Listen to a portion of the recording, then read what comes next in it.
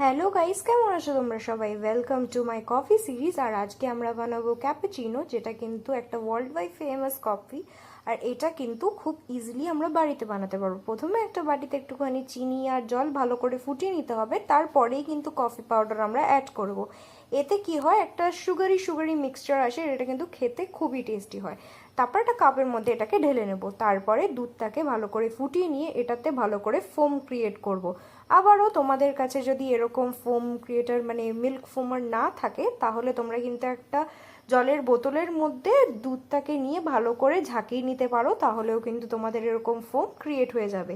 তারপরে এটাকেও কাপে ভালো করে ঢেলে নেব, আর ব্যাস তৈরি আমাদের ক্যাপাচিনো। তোমরা দেখতেই পাচ্ছ কত সুন্দর দেখতে লাগছে, আর খেতে কিন্তু তার চেয়েও দারুণ ছিল। তোমরা যদি লাইট কফি লাভার হও, তাহলে কিন্তু এইটা তোমাদের জন্য বেস্ট রেসিপি। তাহলে রেসিপিটা ট্রাই করো।